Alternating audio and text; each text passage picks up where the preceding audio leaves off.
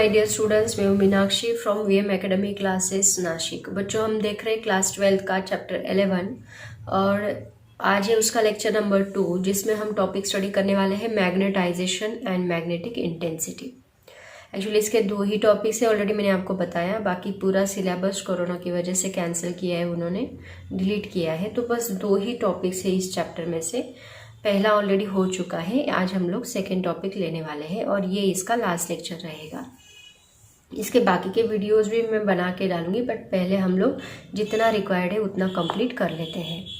तो स्टार्ट करते हैं मैग्नेटाइजेशन एंड मैग्नेटिक इंटेंसिटी।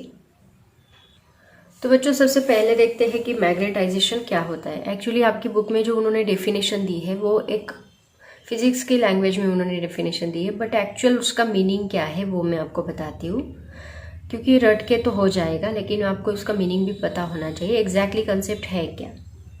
तो बच्चों देखो, कोई भी मैग्नेटिक मटेरियल होगा, सपोज मान लो ये एक मैग्नेट है, ये एक मैग्नेट है। इस मैग्नेट के नियर हम लोग कोई मैग्नेटिक मटेरियल लाते हैं, तो ये मैग्नेटिक मटेरियल क्या करेगा, मैग्नेटाइज्ड होगा। जब हम इसके अंदर उसको लाएंगे तो ये, इसको मान लो ये एक मैग्नेट है और ये आयन है, तो आयन क्या करता है, आयन को खींचता है। और इस आयन में अगर हम और कोई दूसरा मटेरियल लाते हैं, इसके पास कोई नीडल लाते हैं, तो वो नीडल भी एक फोर्स एक्सपीरियंस करती है। इसका मतलब क्या, इसमें भी वो मैग्नेटिक प्रॉपर्टीज आ गई जो इस मैग्नेट में है। मतलब ये मटेरियल जो है वो मैग्नेटाइज्ड हो गया। तो ये जो प्रॉपर्टी है, कौन सी प्रॉपर्टी, जो नॉर्मल मटेरियल, एक्चुअली इनिशियली ये नॉर्मल मटेरियल था और नॉर्मल मटेरियल किस में कन्वर्ट हो गया, that is convert into a magnetic material. तो ये जो प्रॉपर्टी है to bring a material from normal to magnetic material, ये जो प्रॉपर्टी है किसी भी सब्सटेंस की, किसी भी मटेरियल की, उसी को हम लोग क्या कहते हैं, मैग्नेटाइजेशन कहते हैं। मतलब अगर इसकी दूसरी डेफिनेशन देखी जाए तो डेफिनेशन ये आएगी, the property to bring normal material, bring from normal material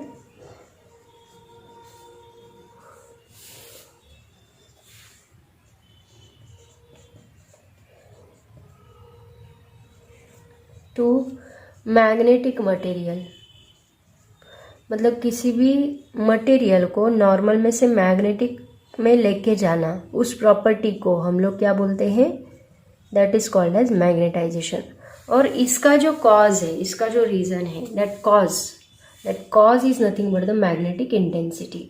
cause को हम लोग क्या बोलेंगे, मैग्नेटिक इंटेंसिटी, कितना स्ट्रॉन्ग, कितनी स्ट्रेंथ है उसको कन्वर्ट करने की, that is the magnetic intensity. अब ये एक्चुअल डेफिनेशन अंडरस्टैंडिंग के लिए मैंने आपको बताई कि एग्जैक्टली होता क्या है, बट अगर आप फिजिक्स की लैंग्वेज में देखोगे तो इसको एक थोड़ा अलग तरीके से उन्होंने एक्सप्लेन किया है।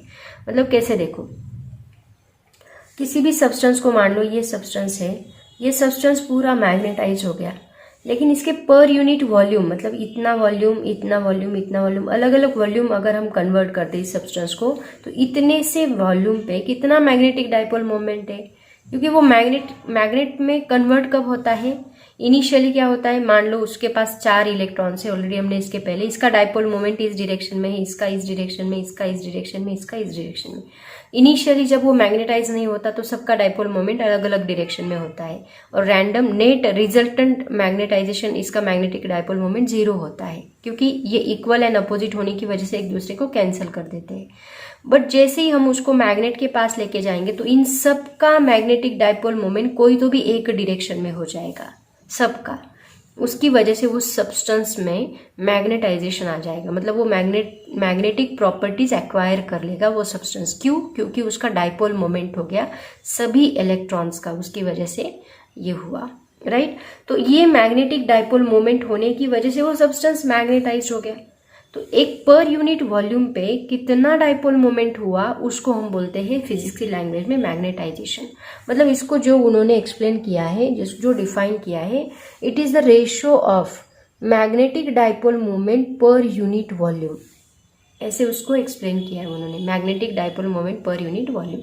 तो ये आपको समझ में आ गया, होप सो, एक्चुअल में होता क्या है। बट अभी इसकी जो थियोरेटिकल लैंग्वेज मैं आपको बताऊंगी, फिजिक्स में आपको डिफाइन करने के लिए पूछा जाए तो आप उसको ऐसे नहीं लिख सकते, ये अब हमें अंडरस्टैंड करने के लिए मैंने आपको बताया।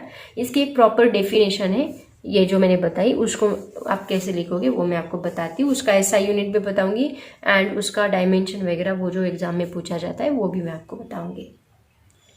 तो बच्चों इसकी डेफिनेशन देखो क्या है, अभी मैंने आपको बताई वही इसकी डेफिनेशन है। मैग्नेटाइजेशन, इसको डिनोट किया जाता है एम बार से। The ratio of, it is the ratio of magnetic moment, जो हमने इसके पहले लिया था, मैग्नेटिक मोमेंट डिनोट किया था एम, स्मॉल एम से, net magnetic moment to the volume of the material, per unit volume of the material called as magnetisation, ऐसे हम उसको डिफाइन करेंगे। इसका जो एसआई यूनिट होता है वो है, SI unit ampere per metre, okay. इसके ऊपर से आप डायमेंशन लिख सकते हो, इसका डायमेंशन क्या आएगा, देखो, एम्पियर, एम्पियर किसका यूनिट है, करंट का, इसका मतलब I1 रहेगा, यहाँ पे I1 रहेगा, क्योंकि यहाँ इसका पावर 1 है। मीटर किसका यूनिट है, लेंथ का, तो यहाँ पे लेंथ का -1, क्योंकि इसका -1 है, मास नहीं है तो 0 आएगा, टी नहीं है 0 आएगा, बस ये इसका यूनिट रहेगा, L-1 M0 T0 I1, ऐसा उसका डायमेंशन रहेगा, ठीक है। तो ये आपको अगर पूछा जाए डिफाइन मैग्नेटाइजेशन तो आप ऐसे लिखोगे, the ratio of magnetic moment to the volume of the material is called magnetisation, उसका फॉर्मूला, एंड देन उसका SI unit ampere per metre, dimension L-1 M0 T0 I1, ऐसे उसको लिखोगे, ठीक है। सिमिलरली अभी हम लोग देखते हैं मैग्नेटिक इंटेंसिटी, उसके बाद आगे का रिलेशन हम लोग देखेंगे, इसके ऊपर डेरिवेशन भी पूछा जाता है, पहले उसकी बेसिक डेफिनेशंस हम लोग स्टडी कर लेते हैं। उसके बाद देखो मैग्नेटिक इंटेंसिटी का मतलब क्या होता है। मैग्नेटिक इंटेंसिटी को H से डिनोट किया जाता है। H का मतलब क्या, मैंने आपको बोला कॉज, मतलब कितनी स्ट्रेंथ है मैग्नेटिक फील्ड की, मैग्नेटाइजिंग फील्ड को मैग्नेटाइज करने की, उसकी जो स्ट्रेंथ है वो स्ट्रेंथ डिवाइड बाय परमिएबिलिटी, मतलब उस मटेरियल में जो जिस मीडियम में उसको रखा है उसकी परमिएबिलिटी, जो हम μ0 से डिनोट करते हैं। तो इसको अगर सिंबॉलिकल फॉर्म में लिखा जाए तो स्ट्रेंथ को हम डिनोट करते हैं मैग्नेटिक फील्ड को B से।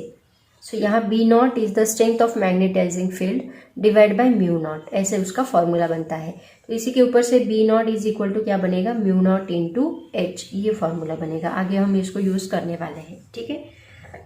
सिमिलरली इसका एसआई यूनिट भी सेम है, इसका एसआई यूनिट है एम्पियर पर मीटर, मतलब एम्पियर मीटर इनवर्स, तो डायमेंशन भी इसका सेम आएगा जो मैग्नेटाइजेशन का था, डायमेंशन इज इक्वल टू यहाँ पे L -1 आएगा, M 0 आएगा, T 0 आएगा एंड I 1 आएगा। एम्पियर की पावर 1 है तो I 1 आएगा।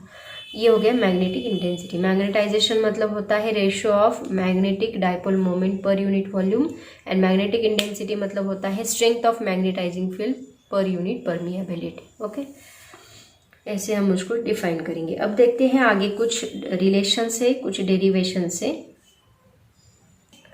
तो देखो बच्चों, नेक्स्ट पॉइंट हम लोग स्टडी करने जा रहे हैं relation between magnetic field and magnetisation. मतलब मैग्नेटिक फील्ड को हमने डिनोट किया है मैग्नेटिक फील्ड इंटेंसिटी, करो यहाँ पे magnetic field intensity and magnetisation मतलब H, एंड मैग्नेटाइजेशन को हमने डिनोट किया है M से। ठीक है, H एंड M दोनों का क्या रिलेशन है वो हम लोग यहाँ पे देखने वाले हैं। तो देखो, इसके लिए तो पहले हमें एक मैग्नेटिक फील्ड तैयार करने वाला कोई तो भी इक्विपमेंट लेना पड़ेगा। तो इसके लिए हम क्या करते हैं, सोलेनॉइड लेते हैं। सोलेनॉइड हमने स्टडी किया है इसके पहले, आपको याद होगा, होप सो।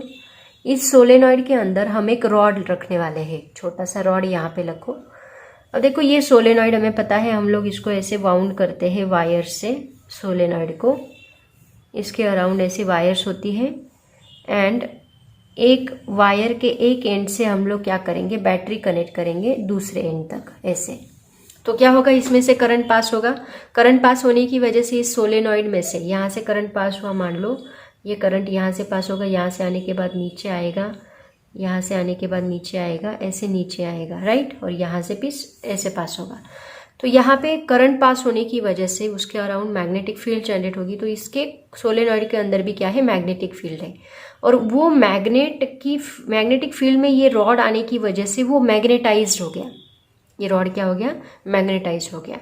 तो देखो, यहाँ पे पहले हम सोलेनॉइड की मैग्नेटिक फील्ड देखते हैं। तो जो नेट मैग्नेटिक फील्ड यहाँ पे रहेगी इस रॉड की एज वेल एज ये सोलेनॉइड की, दोनों की हमें मैग्नेटिक फील्ड कंसीडर करनी पड़ेगी। तो सबसे पहले हम लेते हैं magnetic field inside the solenoid. Already हमने स्टडी किया है, इसका डेरिवेशन भी हमने लास्ट टॉपिक में, लास्ट चैप्टर में स्टडी किया था। Magnetic field inside the solenoid, उसका फॉर्मूला भी हमने डिराइव किया था, होप सो आपको याद होगा। इनसाइड द सोलेनॉइड वो क्या था, देखो, B0 is equal to μ0 n into I. N क्या होता है यहाँ पे, number of turns per unit length, already हमने स्टडी किया है। n इज इक्वल टू क्या होता है, number of per turns per unit length. ये फॉर्मूला हमने ऑलरेडी स्टडी किया है। तो ये magnetic field inside the solenoid है। अब उसकी वजह से ये जो अंदर का रॉड है वो भी मैग्नेटाइज हो गया, तो उसके ऊपर भी एक मैग्नेटिक फील्ड आ गई। तो वो रॉड की मैग्नेटिक फील्ड क्या है, that is magnetic field inside the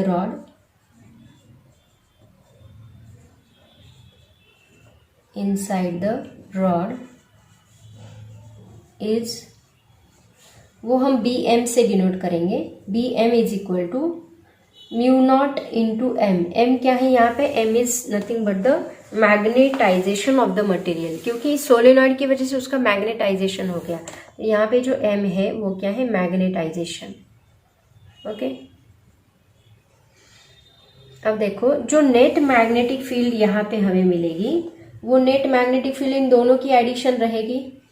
net magnetic field जिसको हम डिनोट करेंगे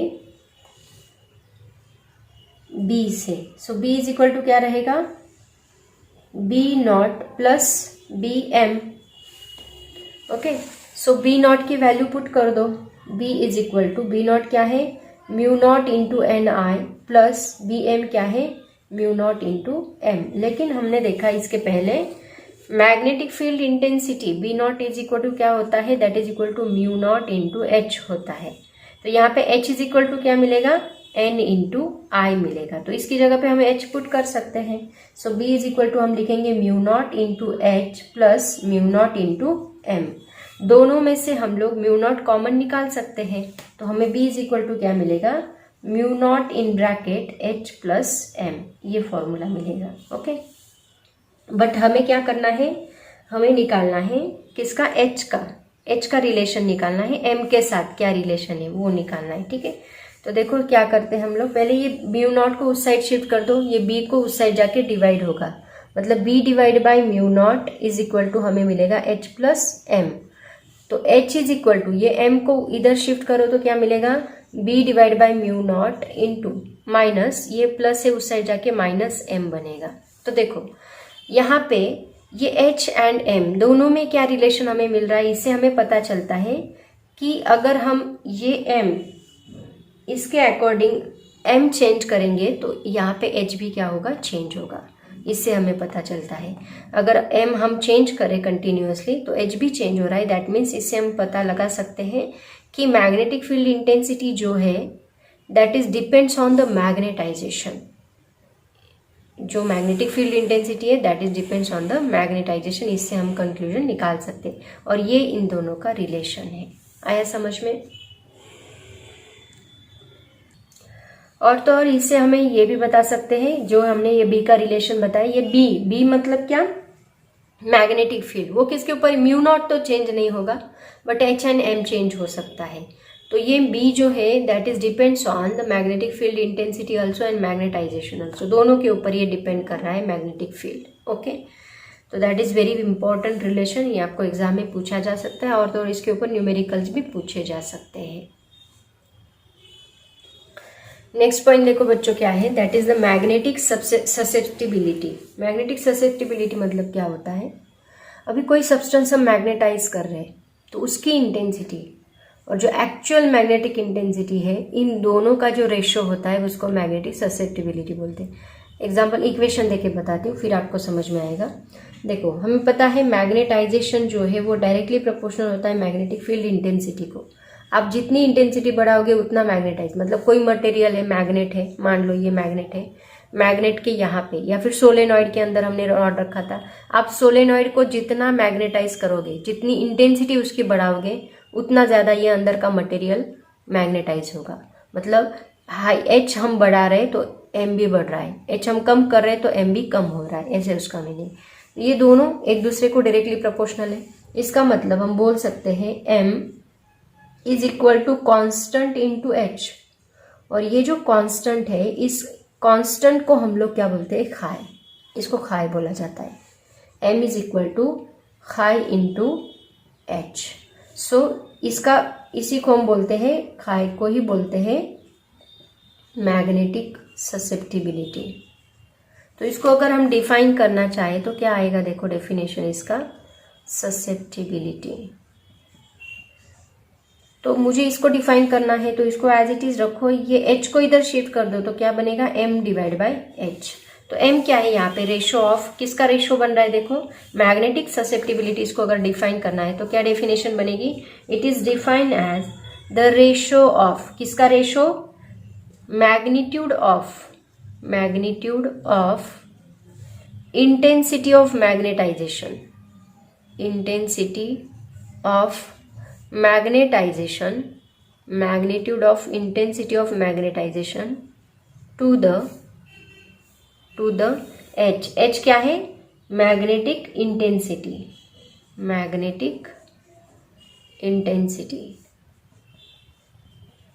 okay, this is called as magnetic susceptibility. समझ में आया सबको? ये हमें नेक्स्ट डेरिवेशन में यूज करना है इसलिए मैंने आपको बताया। उसके बाद आता है मैग्नेटिक परमिएबिलिटी। क्या होता है मैग्नेटिक परमिएबिलिटी, तो ऑलरेडी हमने देखा है, मैग्नेटिक परमिएबिलिटी। ये सभी बातें हम लोग आगे के डेरिवेशन में यूज करने वाले हैं, जिसको हम डिनोट करते हैं म्यू से। तो देखो मैग्नेटिक फील्ड, टोटल फील्ड जो है inside the material, it is directly proportional to intensity. क्योंकि देखो जितनी इंटेंसिटी बढ़ेगी मैग्नेटिक फील्ड उतनी बढ़ेगी, जितनी इंटेंसिटी कम होगी उतनी magnetic field. So B is equal to होता है म्यू इंटू एच, कॉन्स्टेंट। यहाँ पे म्यू को ही हम बोलते हैं मैग्नेटिक परमिएबिलिटी। तो म्यू का फॉर्मूला क्या बनेगा, बी डिवाइड बाई एच, ये फॉर्मूला बनेगा। देखो खाई का फॉर्मूला बनता है ससेप्टिबिलिटी का एम डिवाइड बाई एच और म्यू का बनता है बी डिवाइड बाई एच।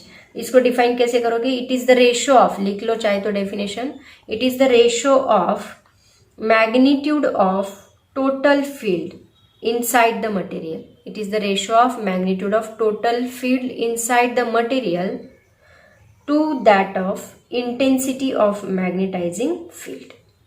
ये क्या है? Magnetic field inside the material to the intensity of that material. इन दोनों का जो रेशो है उसी को हम लोग बोलेंगे मैग्नेटिक परमिएबिलिटी। तो यहाँ इंटेंसिटी जितनी कम होगी परमिएबिलिटी उतनी बढ़ेगी, इंटेंसिटी जितनी ज़्यादा होगी परमिएबिलिटी उतनी कम होगी, और मैग्नेटिक फील्ड जितनी बढ़ेगी उतनी परमिएबिलिटी बढ़ेगी। Okay, so this is related to each other. Okay, तो ये दो फॉर्मूलेज याद रखो, दोनों को हम लोग यूज करने वाले हैं। उसके बाद हम लोग और एक डेफिनेशन देखने वाले। पहले इसका स्क्रीनशॉट निकाल के चाहे तो इसको लिख लो, उसके बाद मैं और एक डेफिनेशन बताती हूँ, देन हम लोग डेरिवेशन स्टार्ट करेंगे।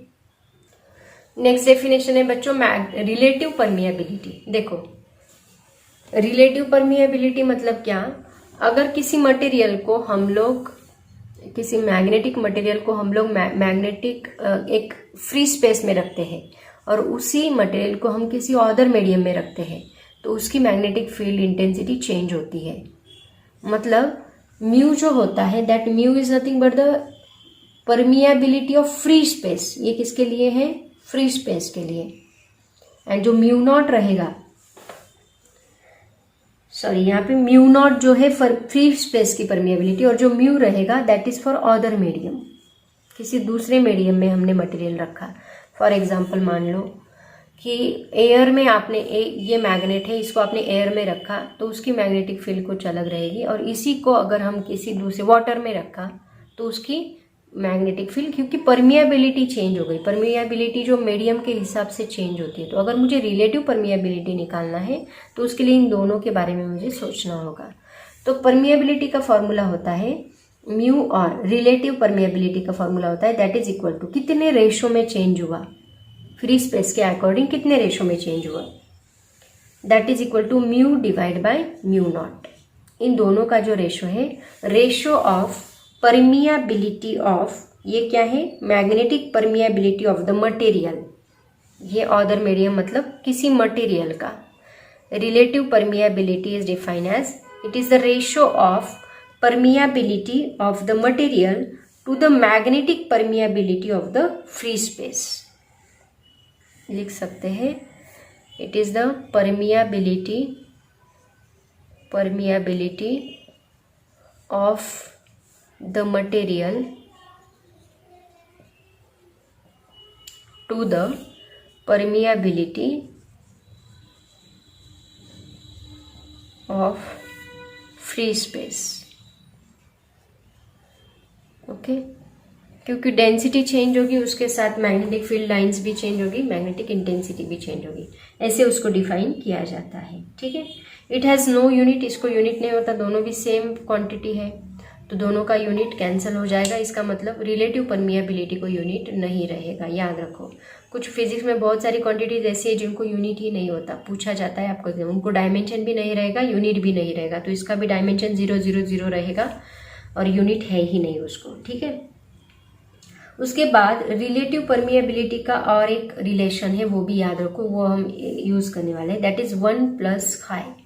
ये भी एक रिलेशन हम लोग यूज करने वाले। तो ये एक फॉर्मूला याद रखो, ये एक फॉर्मूला याद रखो, ये दोनों फॉर्मूलेज यहाँ पे याद रखो, इसको हम लोग यूज करने वाले हैं डेरिवेशन में।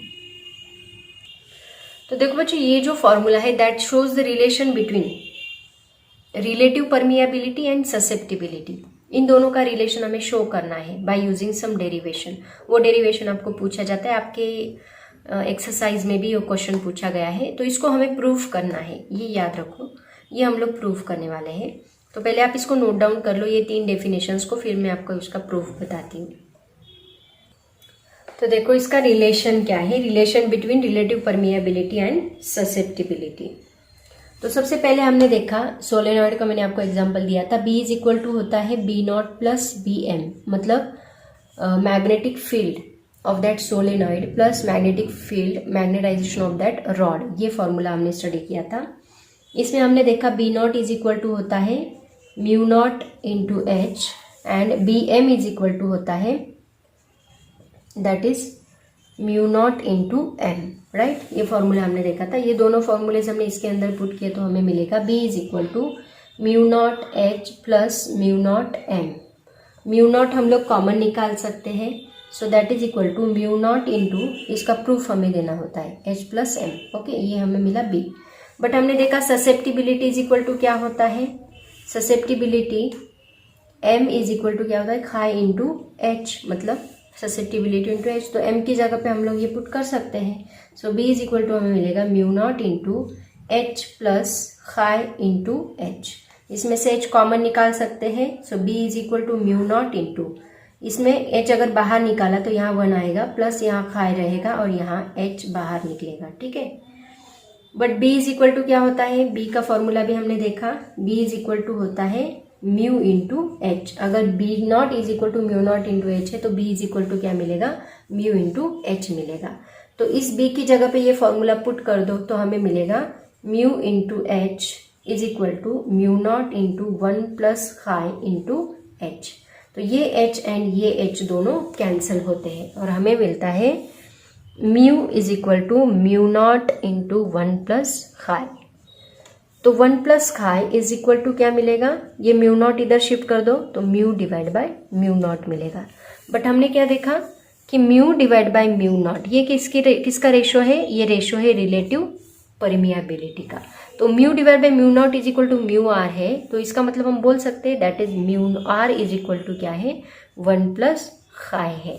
तो हम इसको ऐसे लिख सकते हैं mu is equal to mu nought as it is, और इस 1 प्लस खाई की जगह पे म्यू आर लिखो, दैट इज म्यू आर। ये हमें यहाँ पे रिलेशन मिलेगा। समझ में आया?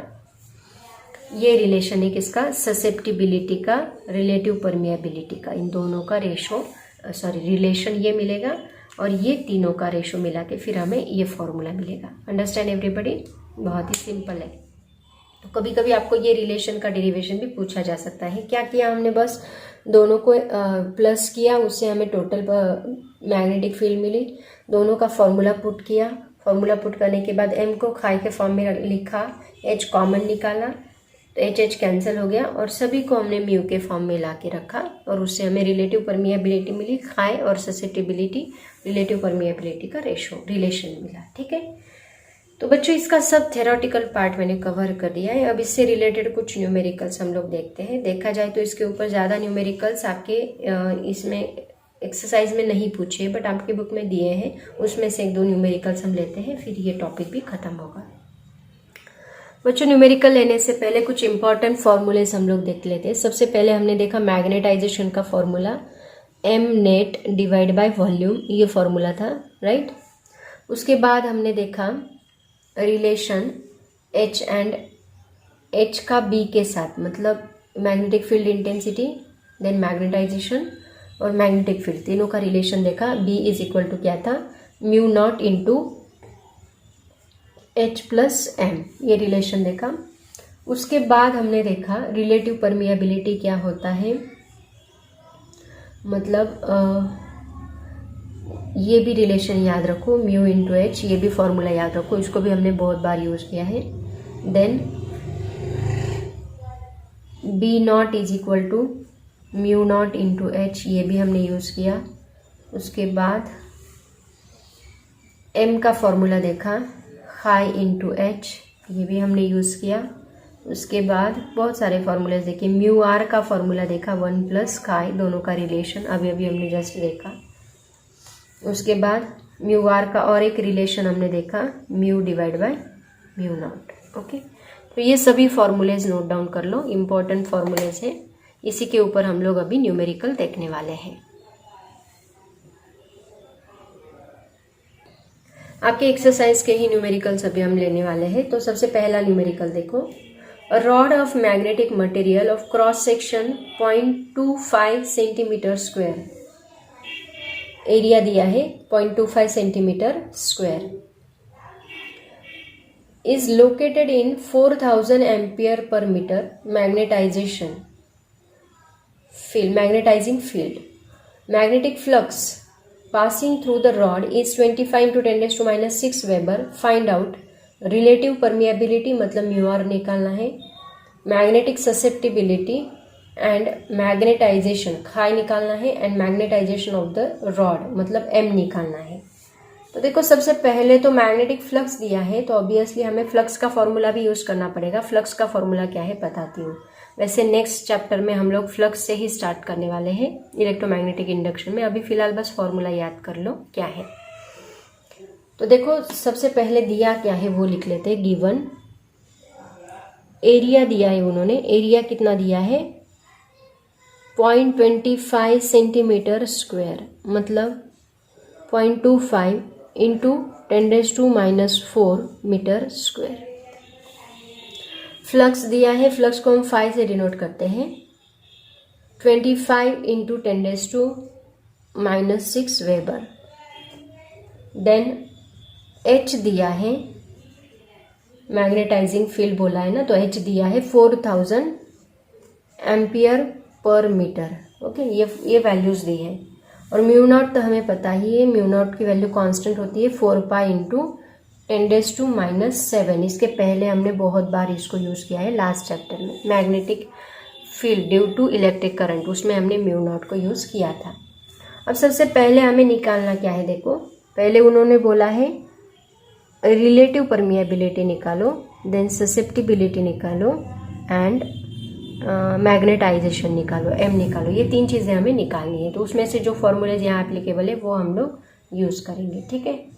लेकिन सबके लिए हमें बी तो लगने वाला है, क्योंकि देखो म्यू आर का फॉर्मूला, म्यू निकालने के लिए, म्यू आर रिलेटिव परमिएबिलिटी निकालने के लिए हमें mu divide by mu not लगने वाला है। म्यू नॉट तो पता है, लेकिन म्यू निकालने के लिए हमें बी का फॉर्मूला यूज करना होगा, B is equal to mu into H. तो यहाँ एच तो हमें पता है, बट बी निकालने के लिए हमें किसका यूज करना पड़ेगा, फाई का यूज करना पड़ेगा। उसके बाद खाई निकालने के लिए आप कौन सा फॉर्मूला यूज करोगे, खाई निकालने के लिए हम लोग म्यू आर प्लस 1 का फॉर्मूला यूज कर सकते हैं। Mu are is equal to 1 plus chi, ये फॉर्मूला यूज करेंगे। ओके, क्योंकि म्यू आर हमें पता चल गया है। एंड एम निकालने के लिए हम लोग खाई इंटू एच का फॉर्मूला यूज करेंगे, ठीक है। ये सभी फॉर्मूलेज यूज करके हम लोग निकाल सकते हैं। तो चलो सबसे पहले तो बी निकाल लेते हैं। बी निकालने के लिए हमें फाई का मैग्नेटिक फ्लक्स का फॉर्मूला है बी इंटू ए। कैसे आया, नेक्स्ट चैप्टर में पहला लेक्चर वही है, वही मैं आपको बताऊंगी। ये phi is equal to B into A. तो बी यहाँ पे निकालना है, तो B is equal to phi divide by A हम लोग लेंगे। तो फाई क्या है अपना 25 इंटू 10⁻⁶ है, एंड ए क्या है 0.25 इंटू 10⁻⁴। ओके, अब देखो यहाँ पे क्या कर सकते हैं, इस 0.25 को इधर शिफ्ट कर लो तो क्या बनेगा, बहुत सिंपल कैलकुलेशन है। 10⁻⁶ डिवाइड बाई 2 डिजिट में इधर शिफ्ट कर रही हूँ, तो यहाँ 2 डिजिट बढ़ेंगे, मतलब -6 बनेगा, पूरा कैंसिल होगा और आपको मिलेगा 1 टेस्ला, मतलब बी आपको मिला 1 टेस्ला। उसके बाद हमें निकालना है म्यू निकालने के लिए हम ये फॉर्मूला यूज करेंगे। बी इज इक्वल टू क्या है म्यू इंटू एच। म्यू हमें पता है नहीं, हमें म्यू ही निकालना है। म्यू इज इक्वल टू क्या होगा फिर B divide by H. Okay, B क्या दिया है, अभी निकाला 1, एच क्या है 4000, 1/4000। तो इसको आप कैसे कर सकते हो, 1 डिवाइड बाय 4 इंटू 10⁻³ कर लो, तो ये बनेगा 0.25, राइट। 1 को मल्टीप्लाई, ये 10⁻³ से ऊपर जाएगा, मतलब 0.25 इंटू 10⁻³ इसी को थोड़ा मॉडिफाई करके ये 2 एक डिजिट उधर शिफ्ट करो तो म्यू हमें मिलेगा। Mu is equal to 1 point उधर शिफ्ट किया, आपकी बुक में जो आंसर दिया है बताती हूँ, 2.5 इंटू 10⁻⁴। वैसे भी रखा तो भी कोई प्रॉब्लम नहीं है। ये हमें मिला म्यू। ओके, म्यू मिल गया, बी मिल गया। अब हमें क्या निकालना है, फर्स्ट पॉइंट जो उन्होंने बोला म्यू आर, ठीक है। पहले इसको कॉपी कर लो, मैं इसको रफ करने जा रही हूँ। बी एंड म्यू की वैल्यू याद रखो, क्योंकि म्यू आर में लगने वाली है। चलो म्यू आर निकालते हैं। Mu are is equal to है mu divide by mu naught. Mu निकाला अभी 2.5 into 10⁻⁴ divide by 4 pi into 10⁻⁷। Okay, values put की। ऑब्वियसली हमें कैलकुलेटर से नहीं, लॉग टेबल से सॉल्व करना। लॉग का कैलकुलेशन वैसे आपके बुक में उन्होंने दिया है, मैं डायरेक्टली आपको आंसर बताती हूँ। तो ये आएगा 2.5 डिवाइड बाय 4 इंटू 3.18 इंटू 10⁻⁴, और ये -7 ऊपर आके +7 बनेगा। तो इसको लॉग टेबल का यूज़ करके सॉल्व करो। लॉग टेबल का उन्होंने दिए हैं वैल्यूज़, मैं डायरेक्टली आपको आंसर बताती हूँ। इसका आंसर आता है 1.2 डायरेक्टली 199 ये आंसर आपको मिलता है किसका, म्यू आर का। ओके, म्यू आर मिल गया। सेकेंड उन्होंने क्या बोला है, खाई निकालो, है ना। तो खाई के लिए हम फॉर्मूला यूज करेंगे mu are is equal to 1 plus chi. हमें खाई निकालना है तो chi is equal to mu r -1 आएगा। म्यू आर अभी निकाला, 199 माइनस 1 कितना आता है, 198। खाई भी मिल गया, म्यू आर मिल गया। अब क्या बाकी रहा, एम। एम के लिए हम वही फॉर्मूला यूज करेंगे, खाई इंटू एच। खाई क्या है 198, एच क्या है 4000। दोनों को सिंपली मल्टीप्लाई करना है तो वो हमें मिलेगा 792 123 ओके, मतलब 7.92 इंटू 10⁵ 1 2 3 4 5 डिजिट शिफ्ट किया, मतलब 10⁵ एम्पियर मीटर इनवर्स, ये हमें मिला एम। तो ये तीनों वैल्यूज हमें मिल गई। ये तीन वैल्यूज हमें निकालनी थी, 199, 198 एंड 7.92 इंटू 10⁵। समझ में? तो एक ही न्यूमेरिकल में बहुत सारी चीज़ें निकालनी थी, तो बहुत सारी कंसेप्ट आपकी क्लियर होती है। एग्जाम में इतना नहीं पूछा जाएगा, इसमें से एक दो कुछ तो भी पॉइंट्स आपको निकालने के लिए बोले रहेंगे। नेक्स्ट न्यूमेरिकल देखो बच्चों, आपके एक्सरसाइज का ही न्यूमेरिकल है। When a plate of magnetic material of size 10 cm, 0.5 cm and 0.2 cm length, breadth and thickness respectively is located in a magnetizing field of 0.5 into 10⁴ ampere per meter, then a magnetic moment of 5 ampere meter square is induced in it. Find out magnetic induction in a rod. मतलब हमें निकालना क्या है, देखो हमें B निकालना है। Magnetic induction in a rod मतलब बी निकालना है। तो बी निकालने के लिए फॉर्मूला हमारे पास कौन सा है, देखो अभी यहाँ दिया क्या है उन्होंने, length into breadth into height use करके आपको सबसे पहले क्या निकालना होगा बताती हूँ। सबसे पहले जो दिया है उसको लिख लेते हैं, फिर बताती हूँ। गिवन क्या दिया है, देखो लेंथ दी है 10 सेंटीमीटर, मतलब कितना 10 इंटू 10⁻² मीटर, मतलब हम इसको लिख सकते हैं 10⁻1 मीटर, -2 + 1 मतलब -1 मीटर। उसके बाद ब्रेड्थ दी है 0.5 सेंटीमीटर, मतलब 0.5 इंटू 10⁻², तो इसको हम लिख सकते हैं 5 इंटू 10⁻³ मीटर। हाइट दी है 0.2 सेंटीमीटर, मतलब 0.2 into 10⁻², so 2 into 10⁻³ metre. Okay, then H भी दिया है ना, H magnetising field 0.5 into 10⁴ ampere per metre, मतलब 5 into 10⁵ ampere per metre. Okay, then mu nought तो हमें पता ही लगने वाला है, 4 pi into 10⁻⁷ and M magnetic dipole moment 5 ampere metre square दिया है, राइट। अब देखो यहाँ निकालना क्या है, बी निकालना है। तो बी के लिए फॉर्मूला है हमारे पास mu not into M plus H. तो हमें एच तो पता है, म्यू नॉट भी पता है, लेकिन एम नहीं पता। तो एम मैग्नेटाइजेशन का फॉर्मूला क्या है, that is equal to M net divide by volume. Volume के लिए ये चीज़ें हमें लगेगी, length breadth and height. So निकालो M net divide by length into breadth into height.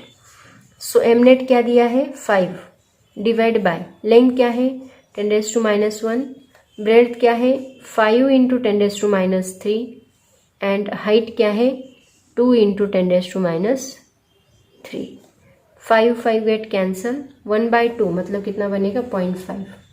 तो ये बनेगा 0.5 इंटू 10⁻⁻1 -3 -6 -7 10⁻+7 बनेगा m।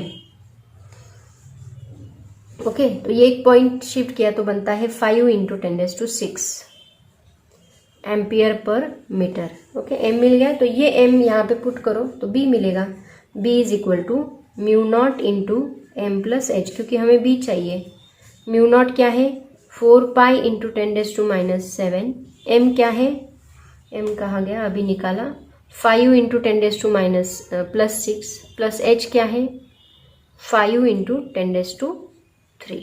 ओके, तो इसको कैलकुलेट करना है, कैसे करोगे देखो, यहाँ 5 इंटू 10⁻3 कॉमन निकाल सकते हैं, b is equal to 4 into 3.18, ये सिंपल मल्टीप्लीकेशन है, आ जाएगा 10⁻⁻7। इसमें से देखो 5 इंटू 10⁻3 कॉमन निकालो तो ब्रैकेट में रहेगा 10⁻3 प्लस 1। ओके, तो देखो 10⁻3 प्लस 1 मतलब कितना 1000 प्लस 1 1001 आएगा। तो b इज इक्वल टू, इन सबको मल्टीप्लाई करो, इसको इसको इसको तीनों को मल्टीप्लाई करने के बाद आपको मिलता है 6.284।